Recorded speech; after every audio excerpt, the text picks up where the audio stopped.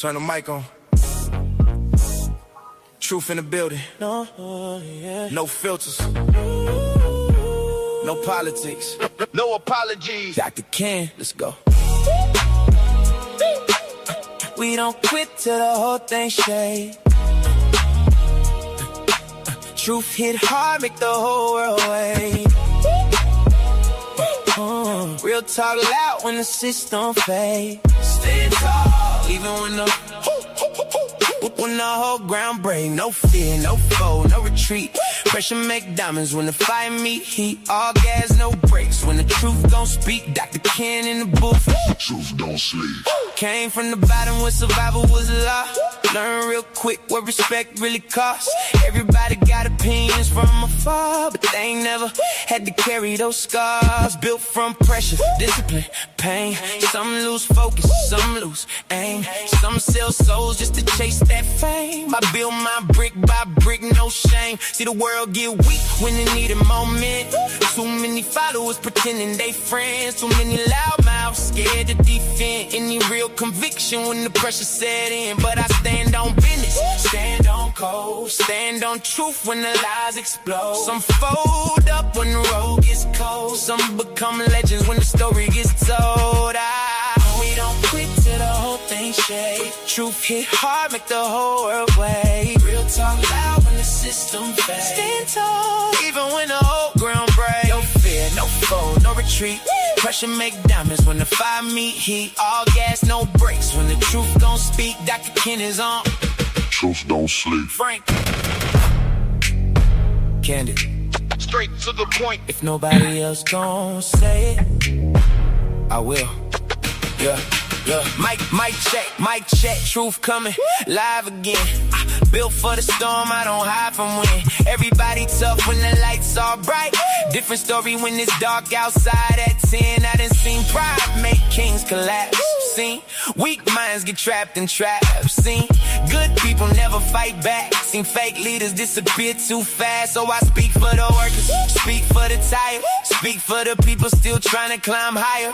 Speak for the ones still building through fire, trying to lead this world better than prior. And if the truth hurt, let it hurt a little. Growth don't happen staying safe in the middle. Either build your life or become a riddle. Either move the crowd or get played like fiddle. We don't quit till the whole thing shake.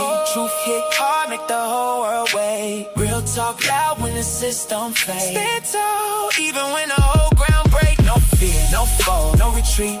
Pressure make diamonds when the fire meet heat. All gas, no brakes. When the truth gon' speak, Dr. Ken in the booth. Truth don't sleep. Oh! Dr. Ken's truth. Frank, Dr. Ken's truth. Dr. Ken's truth. Dr. Ken's truth. Frank, Candid. Straight to the point, to the point. Good afternoon and welcome. This is Dr. Ken's Truth. I'm your host, Dr. Ken Harris, here every Monday through Thursday at 4 o'clock Central Time. You can always go to @Dr. Ken's Truth on YouTube. I'm also on Facebook and LinkedIn, so you can come hang out, relax, talk, see what's going on. It's going to be a great day. Everything is going phenomenal today. I got only really like 2 topics, and one I said I was going to talk about, and then the other one was something that Curly Q asked me about, and she kept asking me, and I talked about it a little before, but I thought this time I'm going to jump in because I've had a couple of suggestions from viewers and listeners, and so I thought maybe I'll jump in. But of course, I want to remind you, go to YouTube and just follow me and click the notification bell, so every time I'm on, you'll get, a notification. Every now and then, I pop up on a weekend or pop up on a Friday, and that way you will know. And the only way to do it is to subscribe. Also, if you want some swag, you can hit me at drkenswag.us. So just go there and click through, and if you want a hat, cup, t-shirt, support the show. I ask you maybe support me with like one thing a year. That'll be, nice, wouldn't it be? Be nice, right? So there's an old argument that keeps coming up every time government expands surveillance, right? And I talked about it the other day, but I want to go a little more in depth this time. If you're not doing anything wrong, you don't have to worry about it. I want to publicly say I got a problem with that. To be free has never meant that government gets to watch everybody just because somebody is doing something wrong or might be doing something wrong. And that brings me to these cameras that are up everywhere, or, ALPR, automated license plate readers. Now, before I go any further, I want you to watch this video and you tell me if this is what you actually want. Lately, you've probably heard people arguing about flock cameras. You've probably seen them being cut down all around Houston. Tall little poles, tiny camera. Looks harmless, like Wally got a job with the Homeowners Association. Some folks say they're helping police catch criminals and solve crimes. Others say they're building a surveillance state, with conservative detractors saying they're tracking law-abiding citizens, and progressive detractors saying they're tracking vulnerable communities. Meanwhile, I'm over here wondering if anyone has actually explained what these cameras do. Because judging from social media, about half of the country thinks these cameras can read your thoughts, and the other half thinks they only photograph serial killers. Personally, I think that they're all talking past each other because they're each answering different questions. The real question isn't, do these cameras catch criminals? They do. The real question is, what happens after government builds a system that's capable of tracking everybody? Those are two completely different conversations. Now, if you sit in the city council meetings where these ideas are discussed, you'd realize that the sales pitch is brilliant. We don't record people. No, you just record the giant metal object registered to them that they drive every day to all the places that they go. Oh, yes, it's very different. Imagine if I'd said, I don't track Darren Hamilton, I only track the credit card in his wallet. You'd immediately understand that that's the same thing. The camera reads your license plate. It notes the time, the location, the direction of travel. Sometimes the make, the model, the color, whether there was visible damage, which is honestly more information than my insurance company has. Now, before the comment section explodes, no, there is not some government employee staring at your Honda Civic all day. Government can't even answer the phone. No, the concern has never been someone is watching me. The concern is we're building systems capable of watching everybody, and those are completely different sentences. It's like saying, I'm not worried about the fire, I'm worried about the warehouse full of gasoline. So why do police like flock cameras? Well, because sometimes simple information like that is incredibly useful. Let's say a child's been kidnapped. Police know the suspect's license plate. That car passes in front of one of these cameras, the officers can be alerted almost immediately. That's a good thing. Stolen vehicle, same idea. Wanted murder suspect, same idea. If this technology only found dangerous criminals, this would be a very short episode. I'd say, great idea, roll credits. Unfortunately, technology rarely asks for permission before it starts doing more than one job. Every administration makes the same promise. Each one says, don't worry, we'll use this power responsibly. And maybe they will. I hope they do. But here's the problem. They're never the last administration to have this power. Government isn't like Netflix. You don't cancel the subscription every 4 years. Lately, you've probably heard people arguing about flock cameras. So you heard it. And so now you have an understanding of what it's about. Now think about what they're talking about as it relates to how they operate. Automated license plate reader, ALPR. The camera can capture your license plate, your car, where you're going, the make, the model, the color, where it is. But the thing is, you don't have to be wanted. You don't have to have a warrant. You don't have to be under investigation. You just have to drive past the camera. And that's what bothers me. Now, I spent nearly 30 years in law enforcement, and I understand the value of information. I understand the value of technology, and I certainly understand why a police investigation of simply a stolen car an abduction, violent crime, or another serious offense would want every legitimate investigative tool available. I get it. But there's a difference between targeted surveillance of a suspect sitting there planted and building an infrastructure capable of recording the movements of millions of ordinary people every single day, 24 hours a day. Now, in and of itself, they say the system records license plates, vehicle characteristics, timestamps, all that stuff, just like he said in the video. Its current policy says data is hard deleted after 7 days by default. But it depends on the municipality or the state or where you have that information.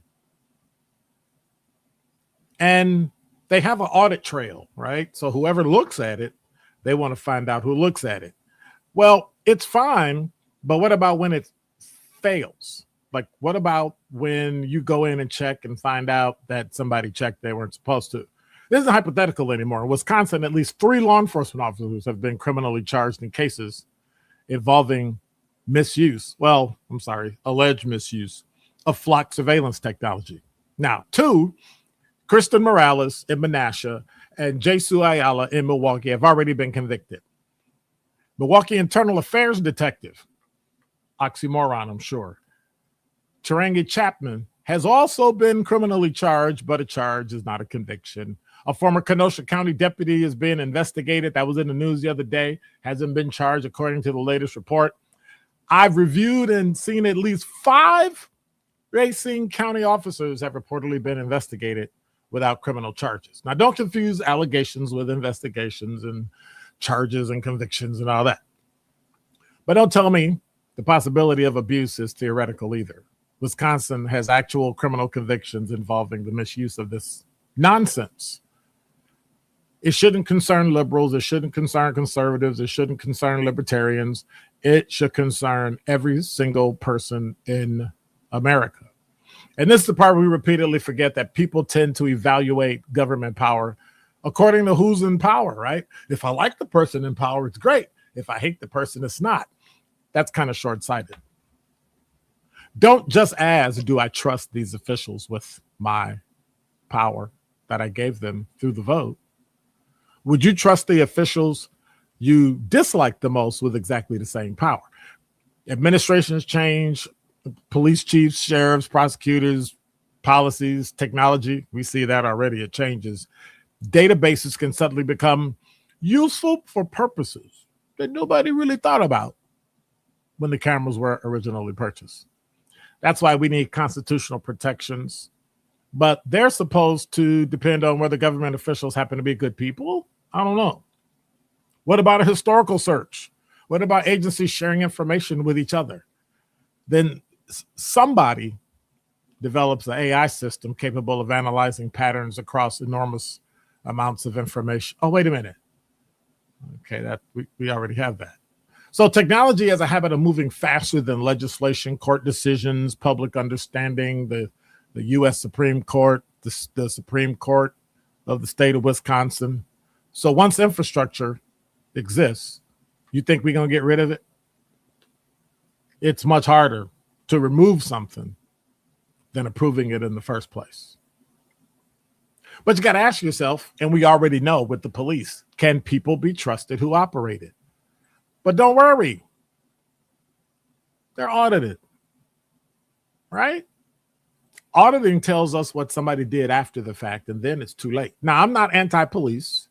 I'm not anti-technology. I'm not even automatically anti-camera. I'm against giving the government significant surveillance capability without significant accountability. Public safety matters, but actually so does liberty. And we should reject this false choice that says we must surrender one to obtain the other, because the question isn't whether surveillance technology can help catch criminals. We already know it can. The question is, how much surveillance of innocent people are we willing to normalize in the process? Today, it's your license plate. And then once we've constructed a society where everybody gets used to it, you're being tracked because somebody commits a crime, we've fundamentally changed the relationship we have with government. And so when somebody tells you these cameras, nothing to worry about, Ask yourself how much of your freedom you're willing to exchange for safety. But, Benjamin Franklin said it first and said it best. Eternal vigilance is the price of liberty. Those who would give up essential liberty to purchase a little temporary safety deserve neither liberty nor safety. What's the translation? Forget about us. Go flock yourself.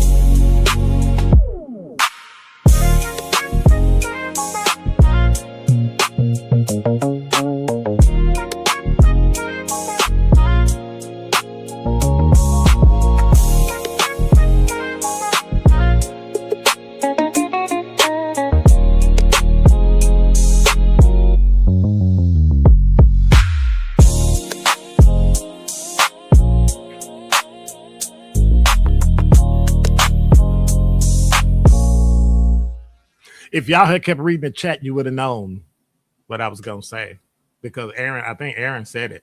So, I'm just saying. Let me adjust this right quick because I'm looking kind of weird. Hey, thanks for listening. Thanks for being here. Thanks for watching. The misuse of flock, depending on who uses it. Well, let me go back. You know what? I didn't even do it. Let me go back to the beginning and see who's in the YouTube chat. What's going on? Hey, Kwanda, just so y'all know, if anybody that's new today, Kwanda is the study hall monitor. She's the head poobah in study hall, and her sergeant at arms is Todd. So y'all be nice to them. What's going on? Hey, Todd, what's going on? I'm sorry, we gonna get to that. He said Dolly Parton passed. I'm sorry about that. Babar said we're here early today. He said his vehicle cut off while parking. Now he got to skip his nap. What do you do that you take a nap every day at 4:00? What is that? Babar said if only I knew someone who smoked cigars and fixed cars. That don't make no sense. Anyway, craziness. What's up, Aaron? How's it going? He said, good afternoon. He said, dang, Babar, hope you get your car together fast. That sucks. Yeah, it does. Yes, it does. Kwanda said, Babar, yes, very sad, Todd. First, Eddie Kane from the 5 Heartbeats. Now, Dolly Parton. Really? I never really tracked celebrities unless I actually knew them personally. I just. Anyway. Hey, what's up, Sincere Ronnie Ray Real? You up in here? I didn't see. I heard somebody speaking. Yeah, he is. There he is. Him, Aaron. Hey, what's up, Curly Q? Curly Q said, whoa, the language. Well, look. Wait a minute. Let me fix this. If you read it, how do you spell flock? Flock. I got the letters and the asterisks in there. You the one dropped one of them and your brain went somewhere. But that's what happens to people. We assume we know stuff and we assume, so we just fill in. Oh, that's what you meant. Well, it's not. So there. Curly Q say the girl is all moved in year 2 of college. Where's she at? No, don't tell where she at. Just, is she in Wisconsin or is she in Illinois, or say what state she's in? Put that all over YouTube. Next thing you know. Hey, what's up, Jasmine Jazz West? Hey, what's going on? Sir Charles said, huh? What a hell of a title for today's show. Well, yeah. Yeah. Hey, what's up, Lucretia? Not really a city girl. Where you been? We've been looking for you. You ain't been on in like 2-3 weeks. What's going on?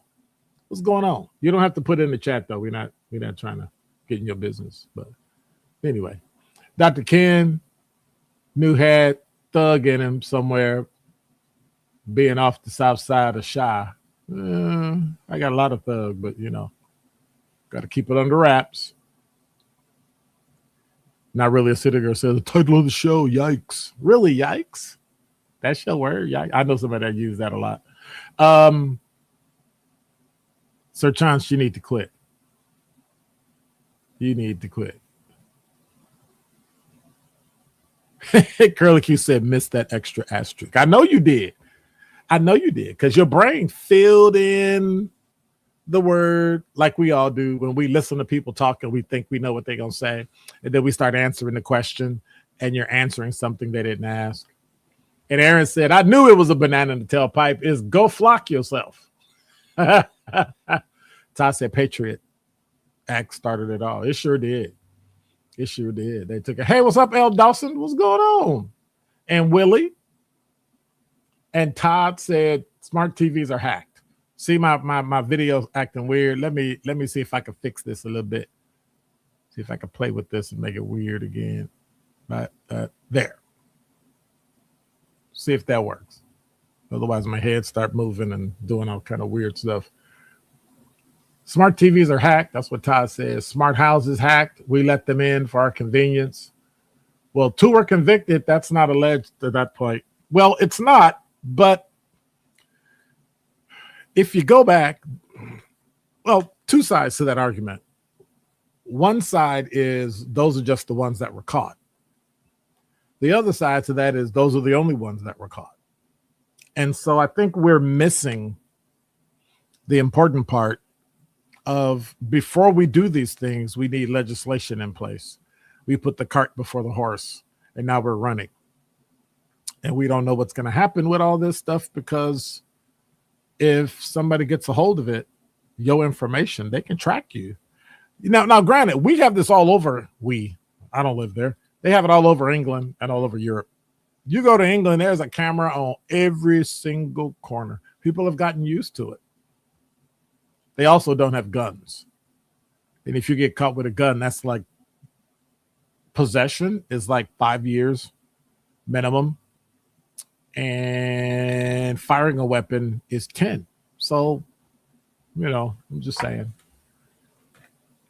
Aaron said, "Is misuse of flock a misdemeanor or felony?" I think it depends on who does it. But I guess while you're asking me, let me just check. I love live research. Is misuse? And are you talking here in Wisconsin? I wonder. Or everywhere. Just got to wait. But that's a very good question. So the misuse of a flock camera in Wisconsin can be prosecuted as a felony, particularly when a law enforcement official uses it. But not every misuse is automatically a felony. The common charge, because people usually using it are public officials who have been sworn into a job, a commissioner, an alderman or woman, or an elected official, police officer, firefighter, whoever uses it. They would be charged with felony misconduct in public office. Let's see. But yeah, a police officer's unauthorized personal use of flock isn't necessarily a policy violation. Depending on the circumstances, prosecutors can and have already charged a felony. So even when your department, who probably doesn't have a really good policy on it, finds out that you did it, they could say, like, where was the guy from? Racine or Kenosha? They sent him to retraining. Because it depends on what you looked for. Like if you were tracking your kid's car because your kid was out at 2:00 in the morning and they're 16 years old and they were panicked and I went to work and I looked and I checked. Are you going to fire that person for that? Probably not. But if you're tracking your wife, your husband, your girlfriend, your boyfriend, somebody you like, you want to see where they go, where they live, that's dangerous. And so that's what gets people charged with the felony. So technically I can answer that as felony. Aaron said we're about to live like the movie Demolition Man. So true. So true. Sincere, that title got you, didn't it? Quanda said, we do read the chat. It'd just be funny how you go on commercial with your title and all. Why? Well, look, this is what I go to commercial with. When I go to break, I can go to break with this, or I can go to break with what my title was. I just happen to go with the title today that kind of, anyway. She said, and my brain definitely went there. It shows I'm on break from school. You on break? Okay. So how we doing? Are you in the middle of a semester break? And how long are your classes? 6 weeks, 8 weeks? I'm being nosy. I'm asking Quanda. She's working on her bachelor's degree in nursing, her BS in completion. And so we're all rooting her on and making sure she does well, make sure she does great. Sincere said, you gonna play some Jolene off your break as a tribute to Dolly? No. Oh, dude, no. I'm gonna be talking about that too, about how we play music. I'm not a Dolly Parton fan. So I'm not gonna be playing no Dolly Parton. I'm not gonna be playing. No. Sincere said she shook up. She sure did help Whitney's career and made $10 million off of Whitney's rendition. Of course. I Will Always Love You. Come on now. She blew it. She blew it up. Yep, sure did. Because I know she wrote it. So, yeah. Quanda says semester break, 8 weeks, and a final grade of A-. All right. Now, here's a suggestion, Quanda. Don't be putting your grades in the chat, because then when you don't get an A, we're going to be asking you, what was your grade? And it might be a B or a C or something. You don't want to put it in there. So, I'm just saying. Aaron said, oh, you're breaking my heart. Dolly is a national treasure. I'm going to let that go. I like Dolly Parton. She was a wonderful woman. She was an absolutely phenomenal singer and a phenomenal writer. Her brand of music, country and Western, I've said it here. I'm not a fan of country and Western. So I don't know. And if you are a fan of country and Western, you can, I don't know, go kick rocks. Quanda said, I'll send you my grades. I don't care. Okay. Long as you finish. I don't really care what your grades are. You can get all C's if you want. Long as you pass everything and you graduate, that's all I care about. That's all I care about. Everything else, just graduate so you can do it. So yesterday we were talking about, and I was going to bring it up, and I had a question in the poll as to whether or not race and culture have a place in Christianity. And I thought what better way is I asked you, but now I'm going to give my thoughts. And it was just a poll question yesterday. I wanted to see where it went. And everybody, no.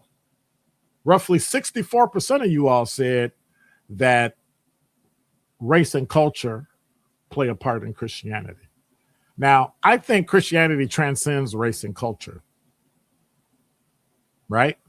Now, I know some people are, tripping. Oh my God, what do you mean? It does, but it also means we don't have to erase either one. Does that make sense? I told y'all we could be contradictions at the same time, right? You can both agree and disagree about the same thing and same part at the same time. Okay.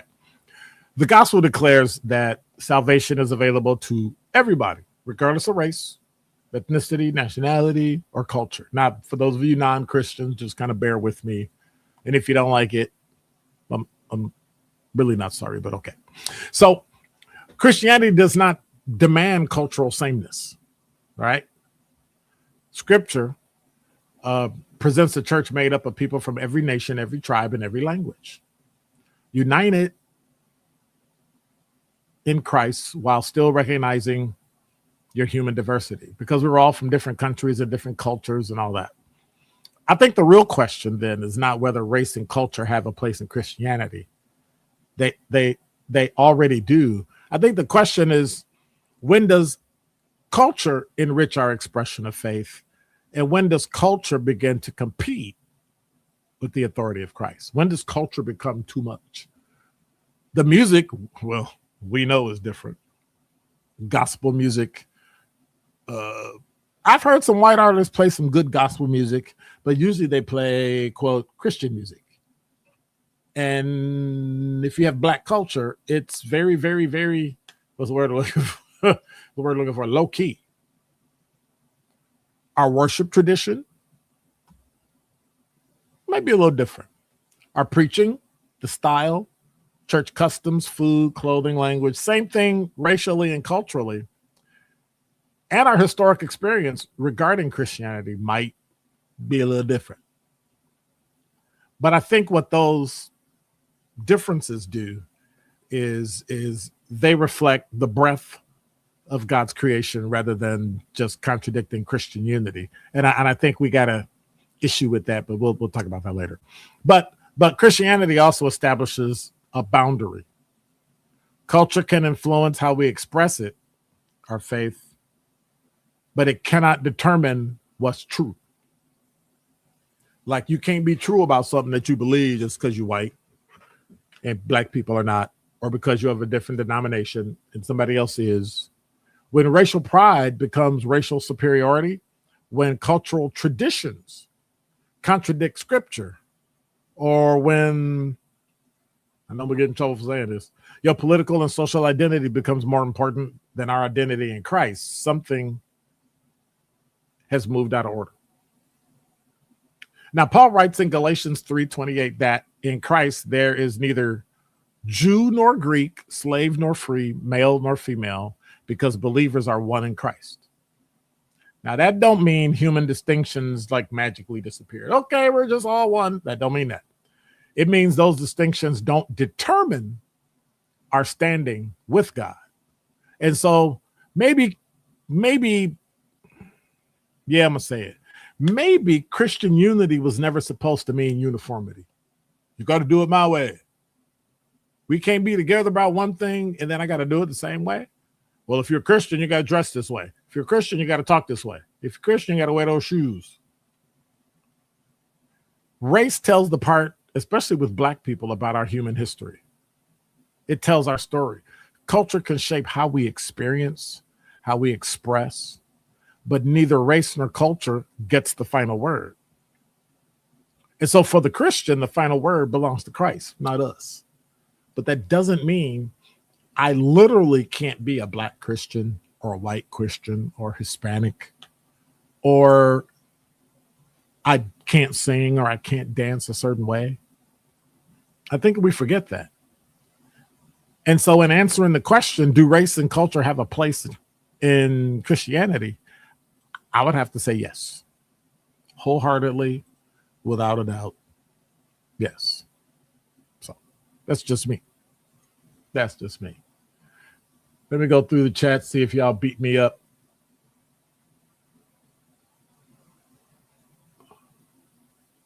What is he talking about? See, Sir Chance be catching on some stuff that I don't even know what he be doing. Anyway, he says, straighten your glasses up. You putting the wrong person to the wrong text. Wine drinking before show. Man, beat it. He said blues and country, backbone of all music. Country is not the backbone of all music. Man, if you don't get out of here, okay, we not gonna do that. We're not gonna do that. Crazy. Quanda said, never. I'm not a C person. I'm not a C kind of woman. Wow, she's talking about grades now. I'll settle for an earned B, but C, absolutely not. I'm very hard on myself when it comes to my education. Let me suggest something. I would suggest you do your best. And if your best is a C, then you do it. When you break down you know what, I'm not. I'm going to talk to you in private. I'm going to shoot you an email, Kwanda. We're going to talk. Aaron said, got to drive home. Good afternoon, everyone. I'll still be listening. Todd said, Kwanda, don't listen to him. He's just jealous that you're doing so well. Oh, yeah, let me get this right. Let me get that. The guy with a PhD, a master's, 2 bachelors, and a grad certificate is upset about somebody getting an A-. Todd,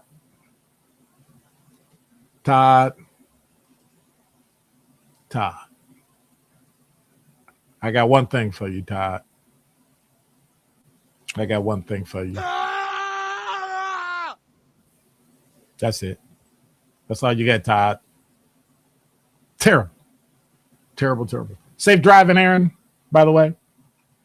Sir Tron said, when I was a kid, I had no idea that there was a such thing as beast breast augmentation. I just thought Dolly grew up on a farm and drank a whole lot of fresh cow milk. You sick. You're sick, buddy. Quanda said, you do that and I'll be waiting for it. Not jealous, Todd, but he's definitely a proud supporter for sure. No, I'm not a proud supporter. What's bigger than proud? I'm an ardent supporter. I want you to do the very best that you can. What I also want to happen is that if you have one of them semesters or classes and you just don't do the A work, you pile up those A's in the beginning. So if you get a B or a C, it don't wreck your grade point average. You're still good and still on the dean's list. That's all I'm saying. Play the game, because that's the only place the game is played. Play the game. You do it. Graduate with honors. Get all the accolades. Get everything. You say, hey, Doc, you got some vocals. How about doing a rendition of I'll Always Love You? That ain't going to happen. Ugh. My professor used to say he'll take an experienced C over an inexperienced A. Made being an engineer easier without thinking that A makes me smart. And that's what I try to explain to people. Thank you. Because if it came from me, somebody might feel some kind of way. Having an A does not make you smart, and the grades do not give you intelligence. They do not. It's just a picture at a time and a place. They took a picture by giving you a quiz or an exam, and you passed it. You might have had good memory that day. You might have had a burst of energy that day. You might have been more focused that day, and you did great. But if you had a bad day, right? If you had a bad day and you got a bad grade, then what? Now, I'm not saying don't do your best. I'm saying don't play in an arena where the prize is the same degree you would get if you had a C. That's all I'm saying. And so we have to remember experience and a degree is going to build up, right? Quanda said, absolutely, but it's my portfolio and I want to keep it looking that way. That's all. So watch this. And this isn't beating up Quanda, where we're having a back and forth. And before I say what I'm going to say, you do the very best that you can and get the highest grade point average that you can and shoot for the stars and do the best and get straight A's if you can. But, well, not but, and yet, and in the end, when you leave, very few people will ask you about your grade point average unless you're going to get a master's. Now, if you're going to go and get your master's degree, if you're going to go and get your doctorate, you know, become a nurse practitioner or whatever, that's fine. But until then, keep it in perspective so you don't depress yourself by getting because the 2.0 gets a degree. When I graduated with my first undergraduate degree, my grade point average was 2.02. And they then changed the Illinois State University, and they changed the criteria to graduate with my degree, and then you needed a 2.5. And so I went to the chair, and I said, so you don't want to let me graduate because I need a 2.5? And he said, yes, you have to take additional classes and get your grade point average up. You know, that's how they keep people in school so they can make more money and stuff like that, I think.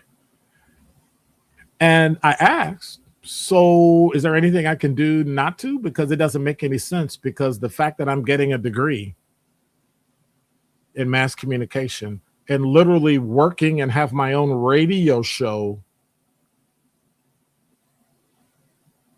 in communication in the area that I'm getting a degree in, does it make sense that I would have to stay here to prove to you that I could do work and I already have a job in the area?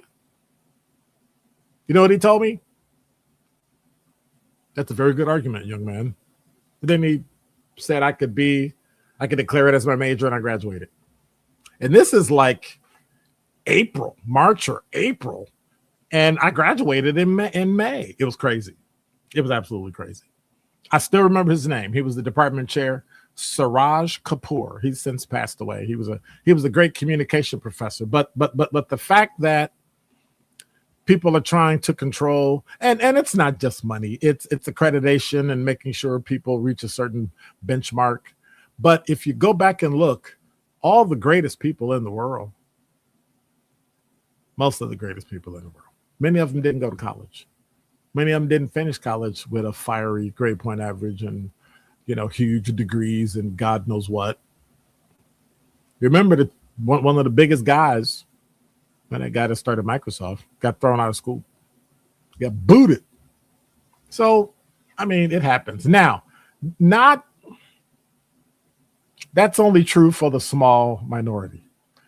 I think education is the most important thing you could possibly give your children or give yourself. If you're going to give yourself and if you're going to blow away money on anything, make it education.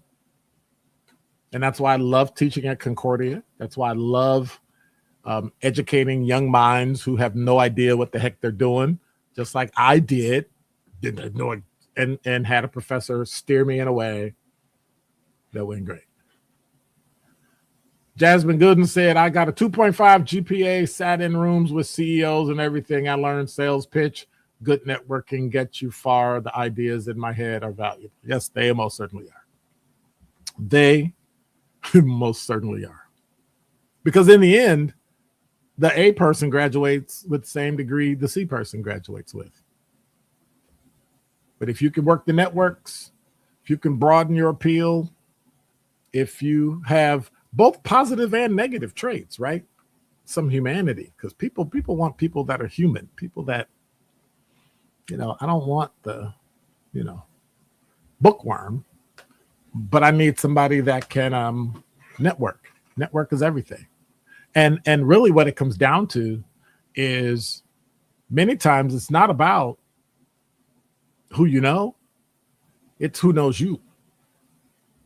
It really comes down to who knows you. So, all right, is Babar still here? Let me update my weather because Babar, we got the Babar weather right before we do the top 5 before 5 because he be crying. I gotta know the weather. Can you believe the other day he asked me to get what was that? The thermometer that can tell the temperature of the dirt? Man, get out of here. Beat it. It's 78 degrees. The high today was 82. The low's going to be about 68. We'll hit that around midnight or so. Sunset is at 7:37 tonight. Well, let me see what I got for y'all. Oh, I can't find it. Where'd it go? I can't find it. Where'd it go? Oh, I love live anything. I just love it. I just love it. Let me see if I can do this. Matter of fact, is Jasmine Jazz West on here? Did I see her? Is she on here? I wonder.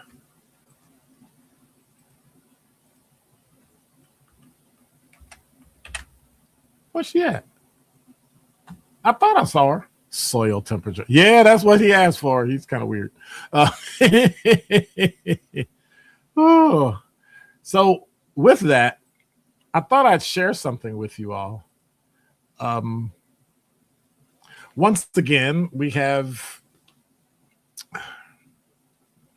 stupid bank robber tricks. Number 5. This from WISN 12.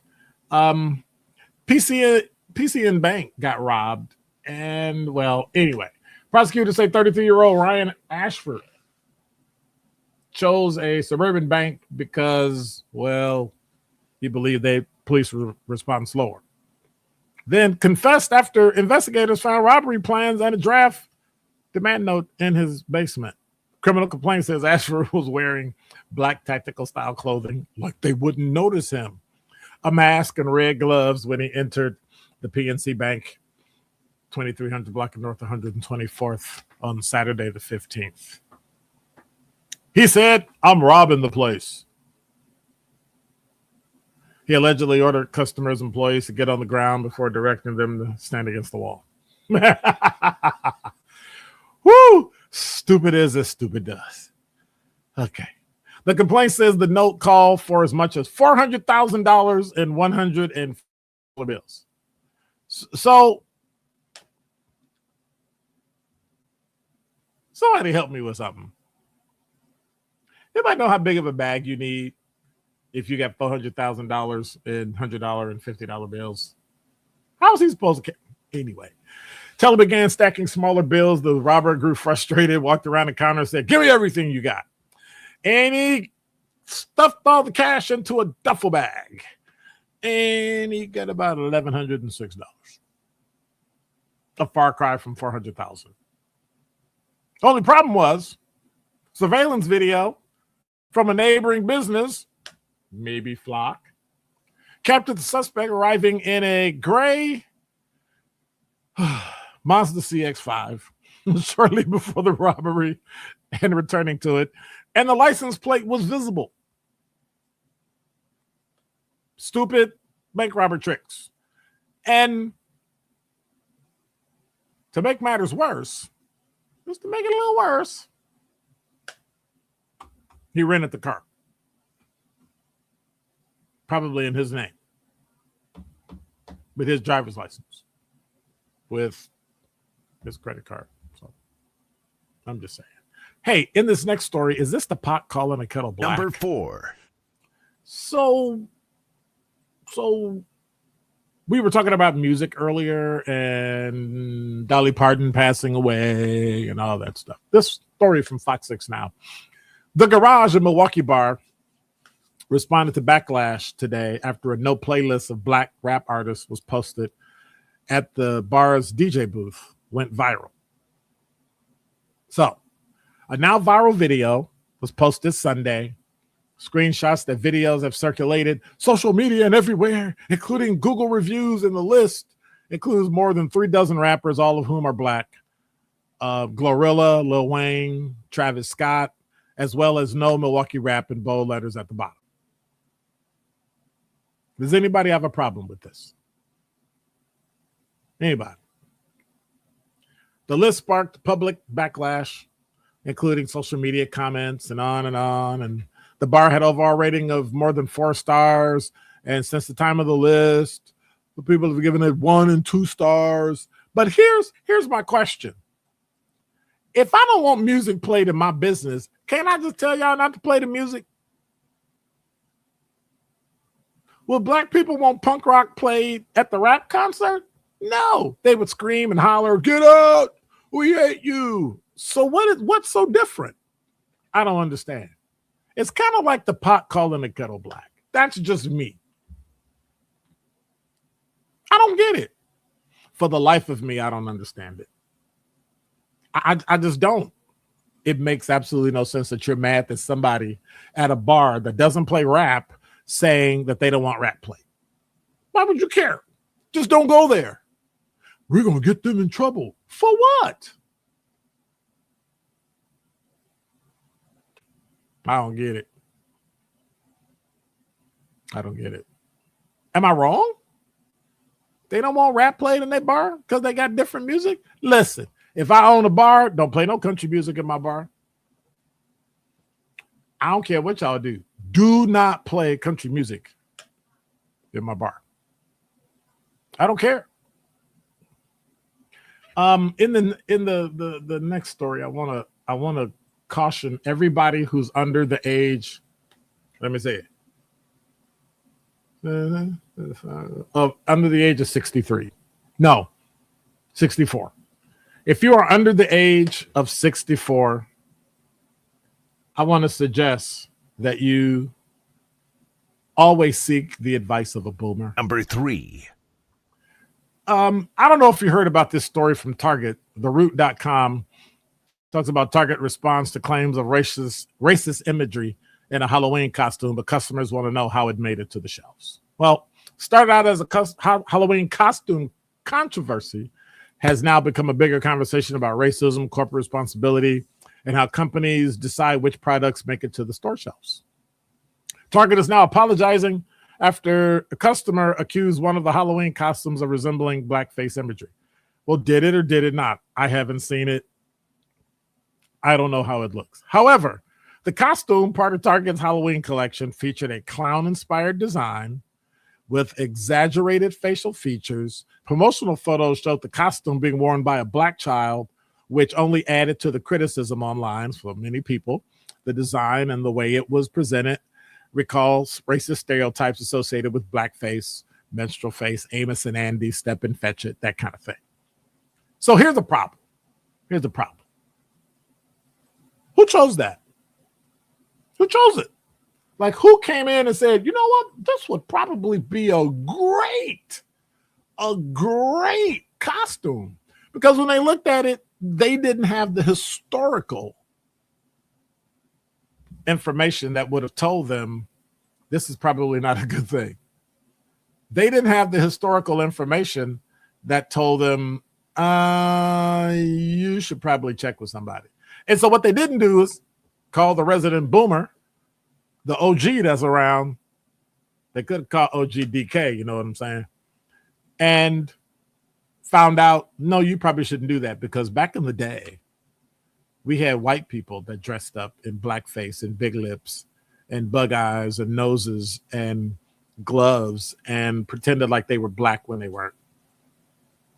Or the only time they would let black people dance is when they dressed up like that, and they could be minstrels to make us laugh, but you couldn't do anything serious. And and when you came to the hotel or came to the club, you had to come through the back door. And you couldn't eat with us either. And you couldn't drink from the same water fountain. But instead, you got your super influencer media marketer who knows marketing like they clearly know their history, and let that crap make it all the way to the floor of a Target store. How stupid is that?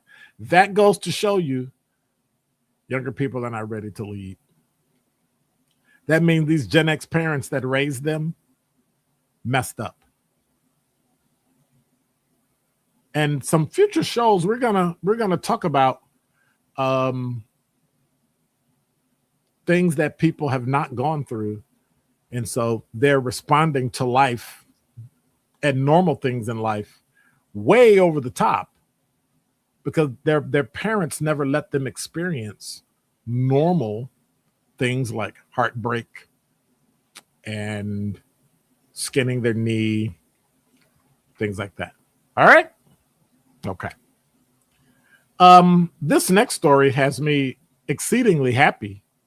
And well, let's just say we're gonna have to keep tabs on this one. Number 2. This from CNN.com. The Justice Department is considering whether a charge against an immigration and customs enforcement agent should be filed because he's accused of shooting a Venezuelan immigrant in the leg this winter in Minneapolis. That's according to a source familiar with the deliberations and a Department of Justice spokeswoman. Federal charges would mark a significant move for the Trump administration, which has vigorously resisted attempts to hold ICE officers accountable for other shootings. The agent, Christian Castro, was arrested in May, believe it or not, after state prosecutors in Minnesota filed charges against him for second-degree assault and falsely reporting a crime. But Texas Governor Greg Abbott has declined to extradite him to Minnesota. And so the person familiar told CNN federal prosecutors could move forward as soon as today with charges, according to a lawsuit filed by the Minnesota Attorney General seeking Castro's extradition. Castro could be released from custody in Cameron County, Texas, as soon as tomorrow. And the tight timeline puts pressure on both federal and state prosecutors to keep Castro in custody, as he should be. You know, you act under the color of law and you make a mistake or you shoot or kill someone. Well, they should be going after the guy that killed people in Minnesota. But I'm just saying, And finally, for all of my music people in the chat. Number 1. Did y'all hear the number 1? See, I didn't hear it. Let me do it again. Number 1. All right. That's more like it. This from CNN. Dolly Parton, who rose from humble beginnings to the greatest heights of American music and became one of the country's most philanthropic, unifying, and beloved stars, died on today at her home in Nashville. According to a family statement, she was 80 years old. The statement attributed to her nephew, Brian Seaver, said Parton died peacefully. A small private service will be held for her close family, the statement said. Parton, who had been open about various health issues in the last 2 years, especially after her husband, Carl Dean, died in March of 2025. Said, back when my husband, Carl, was very sick, there was a long time, and he was sick for a long time, and then he passed, and I didn't take care of myself. In a video to fans, she said earlier this year, so I let a lot of things go that I should have been taken care of.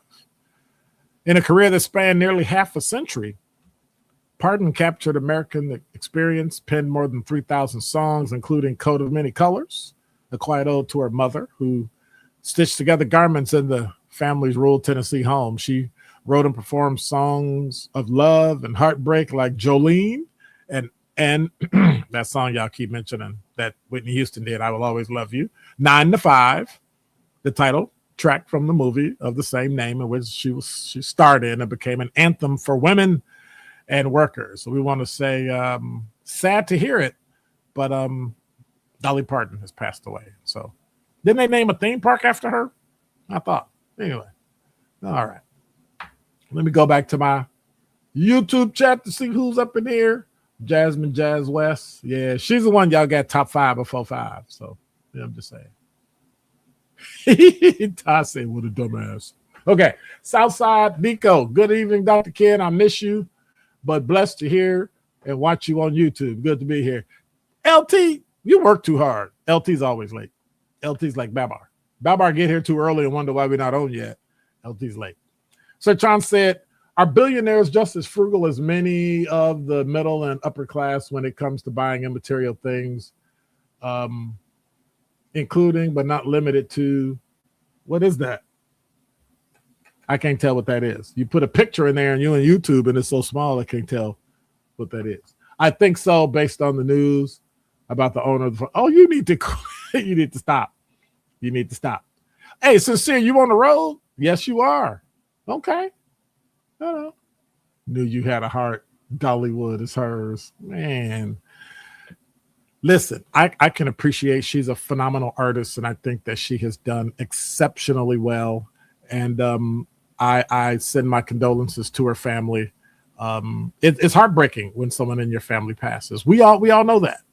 It's really heartbreaking, but rest assured, it'll all work out.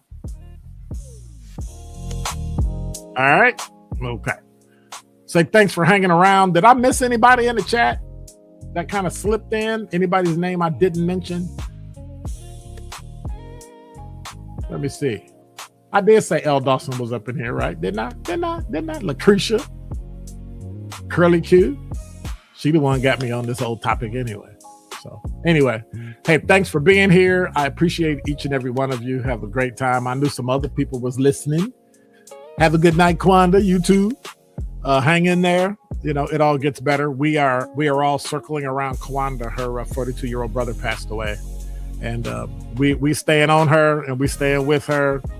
And we're going to walk that journey with her to make sure that she knows that we're here for her. So, cool. Hey, Kathleen, you made it. Okay. Well, how are you? Thanks for throwing your name up in there. So, yeah. I pretty much appreciate all that you all do and how we look out for one another. So, all right. Take care. Hey, Ty, where you at? Nope. You get a bypass today, buddy. It's all Sir Charles. Look at here. That's him today. Hey, y'all. God bless. Take care. Have a great one. Deuces. I will see you on tomorrow with more. I'm out.